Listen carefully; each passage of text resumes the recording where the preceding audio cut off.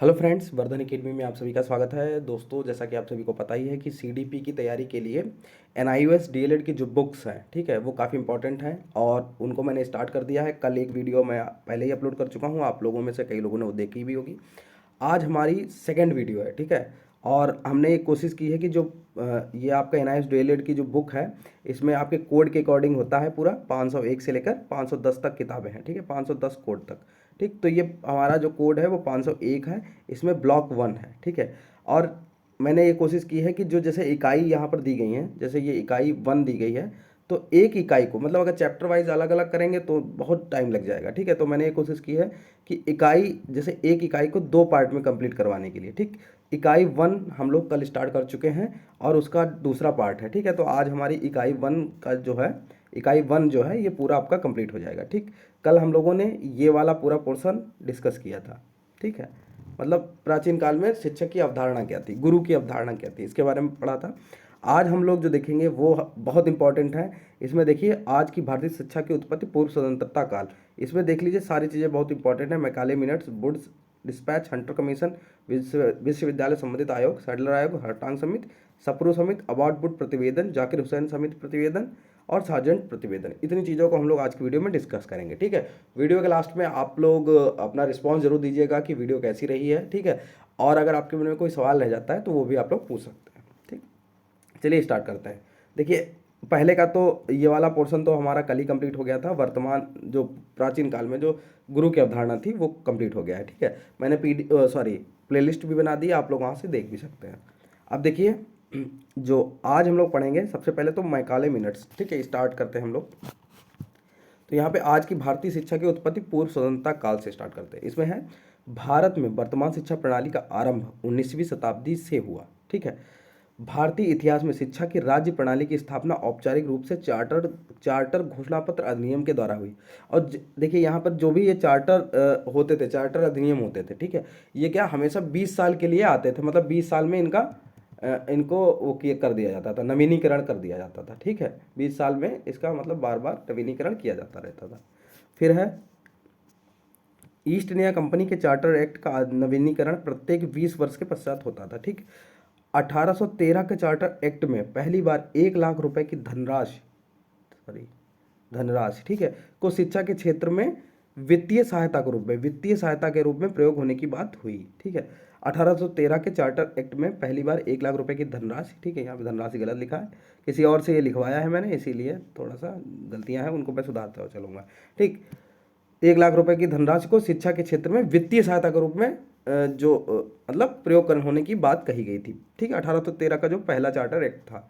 उसके बाद आप देखिए मैकाले मिनट्स, ठीक है, लॉर्ड मैकाले से संबंधित है। लॉर्ड मैकाले, ये देखिए बुक से अगर आप लोग पढ़ेंगे, बुक में गलत लिखा है, बुक में लिखा है 1934, जबकि 1834 और 1835 होना चाहिए, लेकिन बुक में 1934 1935 लिखा है, ठीक है। तो यहाँ पर लॉर्ड मैकाले 1934 में भारत आया। उस समय भारत का गवर्नर जनरल विलियम बेंटिक था, लॉर्ड विलियम बेंटिक, ठीक। ये भी क्वेश्चन बन सकता है कि लॉर्ड विलियम बेंटिक किसके शासनकाल में था, ठीक। लॉर्ड मैकाले जो general committee on public instruction, और हाँ, मैं डेली जो चीज़ मैं हमेशा एक कहता हूँ कि आप लोग मतलब मेरी वीडियो स्टार्ट होने से पहले कॉपी पेन लेके बैठा करिए, ठीक है। ये शॉर्ट नोट्स तो मैंने बना ही दिए है, कुछ लोग इसको मांगेंगे, मैं उनको दे सकता हूँ, लेकिन मैं आप लोगों को राय यही दूंगा कि बहुत कम समय आप लोगों के पास है, बहुत ज़्यादा सिलेबस है, इसलिए आप लोग कॉपी पेन लेके बैठिए। और ये तो शॉर्ट है ही, ठीक है, शॉर्ट नोट्स तो ये हैं ही, आप कॉपी पेन लेके वो चीज़ लिखिए जो आपको नहीं आती है, तो और भी शॉर्ट बन जाए, जिससे आप रिवीजन बहुत जल्दी कर सके।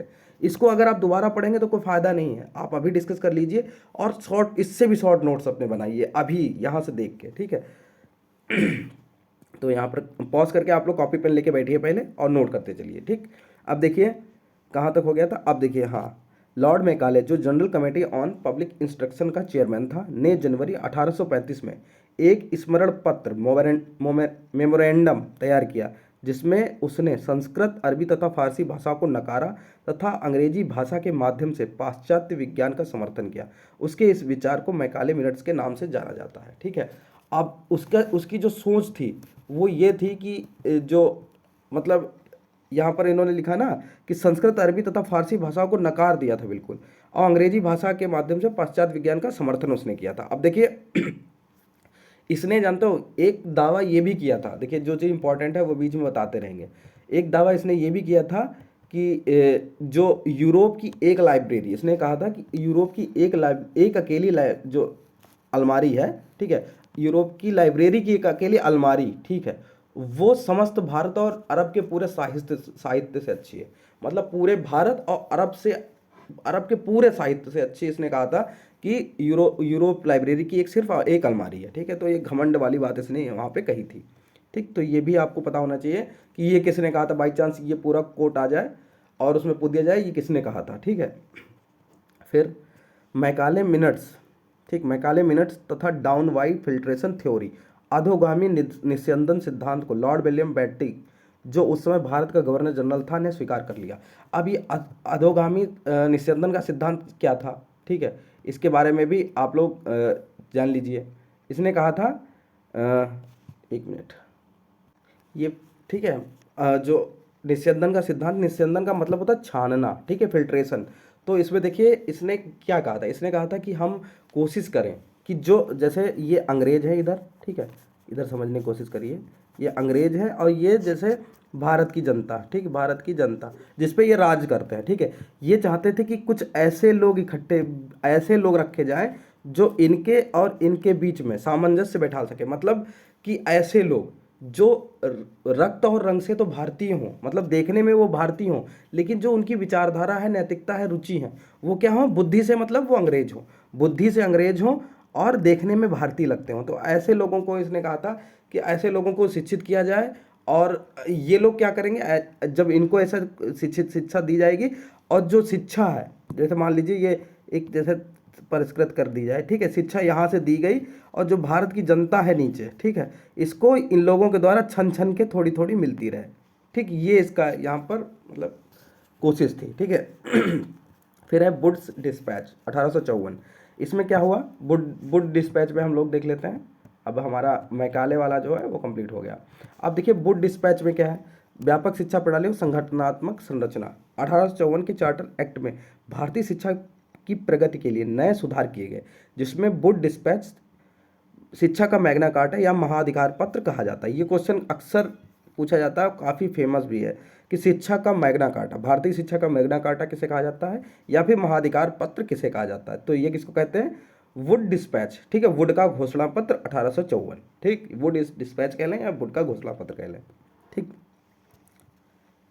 अब वुड डिस्पैच क्या था, यह एक शैक्षिक दस्तावेज था, ठीक है। अगर एक ऐसा क्वेश्चन आ जाए कि वुड का डिस्पैच था क्या, तो ये एक महत्वपूर्ण शैक्षिक दस्तावेज था। अब उद्देश्य इसका क्या है, ठीक, उद्देश्य इसका क्या है, उद्देश्य था यहाँ पर यूरोपीय कलाओं, विज्ञान, दर्शन तथा साहित्य का अंग्रेजी के माध्यम से प्रसारण, ठीक, अंग्रेजी के माध्यम से प्रसारण करना, भारतीय भाषाओं के उन्नयन को प्रोत्साहित करना भी इसका, ठीक है, लोक नौकरशाही की उत्पत्ति करना, जन शिक्षा के प्रसार को प्राथमिकता दी गई, जिसके लिए हम बहुत सारे प्राथमिक, मिडिल तथा हाई स्कूल खोले गए, ठीक। फिर है प्रथम बार वुड डिस्पैच ने देश के 5 प्रांतों बंगाल, बॉम्बे, मद्रास, पंजाब तथा नॉर्थ वेस्ट प्रांत, ठीक है, नॉर्थ वेस्ट प्रांत में डिपार्टमेंट ऑफ पब्लिक इंस्ट्रक्शन खोले गए, उच्च शिक्षा के लिए विश्वविद्यालय खोलने की योजना बनी, ठीक है। ये सब क्या हुआ, वुड डिस्पैच के अंतर्गत आता था। जो भी इंपॉर्टेंट चीज़ें थी वो इसमें आपको बता देंगे वुड डिस्पैच से संबंधित, ठीक है। और देखिए इसके फलस्वरूप क्या था, जब जब खोले गए और देखिए जो योजना बनाई गई थी विश्वविद्यालय की, तो उसके बाद क्या हुआ था, इसके फलस्वरूप 1857 में 3 विश्वविद्यालय भी खोले गए थे, ठीक, 3 विश्वविद्यालय भी खोले गए थे, ठीक है। तो यहाँ पर ये वुड डिस्पैच की जो इंपॉर्टेंट चीज़ें थी वो बता दी गई आपको। अब हम लोग देखेंगे हंटर कमीशन, ठीक, और नहीं सॉरी, अभी तो वुड डिस्पैच की अनुशंसाएं हैं यहाँ पे, पहले इसको देख लेते हैं। देश भर में श्रेणीकृत विद्यालयों का नेटवर्क स्थापित करना, विश्वविद्यालय को ग्रांट इन एड सहायक अनुदान प्रणाली द्वारा वित्तीय सहायता देना। अनुशंसाएं बहुत फेमस है, मतलब बहुत इंपॉर्टेंट है, इनको जानना चाहिए। महिलाओं की शिक्षा के लिए प्रावधान, अध्यापकों का प्रशिक्षण तथा व्यावसायिक विकास, लोगों की व्यावसायिक कुशलता के विकास के लिए चिकित्सा, इंजीनियरिंग, विधि कानून तथा व्यावसायिक शिक्षा की अन्य संस्थाएं खोलना, ठीक। वुड डिस्पैच की कुछ अति महत्वपूर्ण अनुशंसाओं को काफ़ी समय तक कार्यान्वित नहीं किया गया। इसमें सरकारी संस्थाओं में बढ़ोतरी तो हुई, परंतु क्रिश्चियन मिशनरियों को छोड़कर अन्य निजी प्रयासों को प्रोत्साहन नहीं मिल सका, ठीक है। तो इसकी अनुशंसाओं को जो है कार्यान्वित नहीं किया गया बहुत लंबे समय तक, इसलिए। फिर है हंटर कमीशन 1882। इसमें क्या था, शिक्षा का व्यवसायीकरण। वुड डिस्पैच 1854 की अनुशंसाओं के कार्यान्वयन की जांच करने हेतु सन 1882 में हंटर कमीशन की स्थापना की गई। ठीक है, हंटर कमीशन इसका नाम इसलिए पड़ा क्योंकि वैसे तो इसका जो रियल नेम था वो था भारतीय शिक्षा आयोग, भारतीय शिक्षा आयोग। ठीक, भारतीय शिक्षा आयोग इसे कहा गया था। ठीक, लेकिन हंटर आयोग इसका नाम इसलिए पड़ा क्योंकि इसकी अध्यक्षता जो की थी वो विलियम हंटर ने की थी। ठीक है, तो इसलिए इसका नाम पड़ गया हंटर कमीशन। ठीक, इसकी सहायता से हाई स्कूल में 2 स्ट्रीम धाराएं बनाई गई। पहली स्ट्रीम थी बच्चे विश्वविद्यालय शिक्षा ग्रहण कर सकते थे, दूसरी थी बच्चे वाणिज्य व्यावसायिक तथा तकनीक शिक्षा को ग्रहण कर सकते थे। ठीक है, तो 2 स्ट्रीम यह बनाई गई थी। हंटर कमीशन के द्वारा प्रथम प्रयास विश्वविद्यालय पाठचर्चा में व्यावसायिक शिक्षा आरंभ करने का किया गया। अब हमारा विश्वविद्यालय से संबंधित आयोग आएंगे। विश्वविद्यालय नियंत्रण के अधीन विश्वविद्यालय शिक्षा। ठीक है, इसके बारे में हम लोग बात करेंगे। इसमें क्या था, 1902 के आयोग ने विश्वविद्यालय प्रशासन के पुनर्गठन की अनुशंसा की। विश्वविद्यालय द्वारा संबद्ध कॉलेजों, ठीक है, जो संबद्ध एडेड कॉलेज होते हैं, संबद्ध होते हैं, का कठोर पर्यवेक्षण तथा संबद्धता के लिए कठोर शर्तें एवं पाठ्य चर्चा तथा परीक्षा प्रणाली में मुख्य परिवर्तन किए। ठीक, 1904 में, अब देखिए, सन 1904 में पारित विश्वविद्यालय अधिनियम के अंतर्गत विद्यालय को मान्यता विश्वविद्यालय द्वारा दी जाएगी और इस उद्देश्य की पूर्ति के लिए आवश्यक नियम तथा अधिनियम निर्धारित किए गए। मतलब ये नियम 1904 में बना है कि जो विद्यालय हैं उनको मान्यता विश्वविद्यालय के द्वारा दी जाएगी, जैसे। ठीक है, सैडलर आयोग। अब देखिए हम लोग देखते हैं सैडलर आयोग। देखिए जो भी इंपॉर्टेंट चीज़ें हैं इनसे संबंधित उनके बारे में बात करेंगे। अब ये फेमस है इंटरमीडिएट कॉलेज के बारे में। ठीक है, यहाँ इंटरमीडिएट कॉलेज सन 1917 में आए। सैडलर आयोग ने विश्वविद्यालय सुधार की दृष्टि से माध्यमिक शिक्षा में सुधार के लिए अनुशंसाएं प्रस्तुत की। सैडलर आयोग ने इंटरमीडिएट कॉलेजों की स्थापना का सुझाव दिया जिसमें कला, विज्ञान, चिकित्सा, इंजीनियरिंग, अध्यापन आदि की शिक्षा का प्रावधान था। ठीक, सैडलर आयोग ने यह अनुशंसा भी की कि board of secondary and intermediate education स्थापित कर दिए जाएं जिसके अंतर्गत माध्यमिक शिक्षा का प्रशासन तथा नियंत्रण आए। ठीक, तो ये क्या थी, सैडलर आयोग की अनुसार। यह पहली बार हुआ कि किसी आयोग ने इंटरमीडिएट कक्षाओं को हाई स्कूल के साथ जोड़ा और हाई स्कूल तथा इंटरमीडिएट शिक्षा के नियंत्रण हेतु बोर्ड ऑफ एजुकेशन बनाया। तो बोर्ड ऑफ एजुकेशन किसके द्वारा बनाया गया था, आपका सैडलर आयोग के द्वारा। ठीक है। फिर है हर्टॉग समिति। ये क्या है, इसमें देश में शिक्षा की स्थिति की, ठीक, हर्टॉग समिति कब आई थी, 1929 में। ठीक है, देश में शिक्षा की स्थिति की जांच करने के लिए उद्देश्य देखिए, ये सन तो आप लोग जरूर लिख लीजिए समिति के साथ, ठीक है, अलग से अपने कॉपी में। ठीक, देश में शिक्षा की स्थिति की जांच करने के उद्देश्य से सन 1929 में हर्टॉग समिति की स्थापना की गई। इस समिति ने सिफारिश की कि बड़ी संख्या में विद्यार्थी जो किसी व्यवसाय में लगना चाहते हैं उन्हें मिडिल स्कूल पास करने के पश्चात टेक्निकल तथा औद्योगिक विद्यालयों में भेजा जाए जहां उन्हें विशेष शिक्षा के लिए तैयार किया जाए। इस समिति ने अध्यापक शिक्षा तथा माध्यमिक अध्यापकों की सेवा अवस्थाओं की समीक्षा भी की थी। ये काम था हर्टॉग समिति का। ठीक है, धीमे धीमे देखें टाइम के हिसाब से बढ़ रहा है। 1929 के बाद अब 1934 सप्रू समिति। इसमें क्या था, सप्रू समिति की नियुक्ति सन 1934 में उत्तर प्रदेश सरकार ने की थी। अगर क्वेश्चन आए कि किसने की थी, तो उत्तर प्रदेश सरकार ने उत्तर प्रदेश में बेरोजगारी के कारणों की जांच करने हेतु की थी। समिति का यह निष्कर्ष था कि हमारी शिक्षा प्रणाली विद्यालयों को मात्र परीक्षाओं और डिग्रियों के लिए तैयार करती है, जीवन में किसी व्यवसाय के लिए नहीं। ठीक, आगे देखते हैं सप्रू समिति के सुझाव क्या थे। माध्यमिक स्तर पर विविध पाठ्यक्रम लागू किए जाएं जिसमें एक विश्वविद्यालय डिग्री की ओर ले जाता हो। इंटरमीडिएट स्टेज समाप्त कर माध्यमिक शिक्षा की अवधि 1 वर्ष और बढ़ा दी जाए। फिर है अवर माध्यमिक स्तर से ही व्यावसायिक शिक्षा प्रशिक्षण आरंभ कर दिया जाए। ठीक है, ये तो सीधे सीधे है।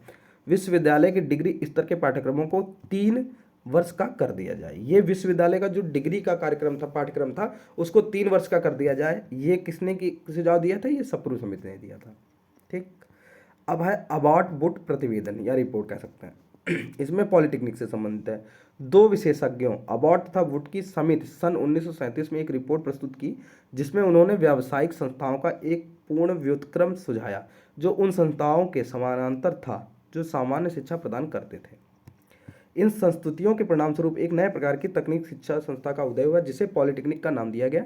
इसमें तकनीक, व्यापारिक या कृषि संबंधित हाई स्कूल आरंभ किए गए जो गैर साहित्यिक शिक्षा प्रदान करने लगे। ठीक है, ये पॉलिटेक्निक की स्थापना किसकी वजह से हुई? अवार्ड वुड प्रतिवेदन की।